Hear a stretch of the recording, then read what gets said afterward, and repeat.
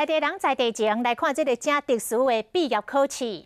南投德山主要是生产德选，在地大碗国小为着要让学生更加认捌家己的故乡，所以甲画孙仔列入毕业考的科目当中。每一个学生拢爱画着5支的德选，才会当毕业。这里。 这学生举低头咧学德孙仔，这是因的毕业考。每一个人至少得学着5支孙仔，若无可能得延期毕业。还有更大的，还有更大的。有一个，这里还有一根。 8个人2个一组，有学生1个人就学着10多支，还阁分互同学。要靠眼力，要有耐心，因为有的时候运气可能不好，所以就要找很久。店长伊嘛来体验学着1支天霸王的德孙仔。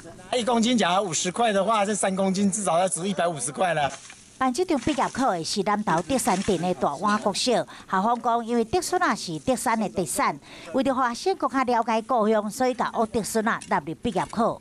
我们希望孩子能够像竹子一样谦虚，能够具有挫折容忍力，也有节操。毕业考学德孙仔连办6档，大部分学生考前拢会担忧讲惊学袂到，结果每一个人来学咧，拢超过5支，真厉害。到目前为止，也无人因为学袂到延期毕业的。校方讲，借由考试，要让学生了解一份努力一份回报的重要性。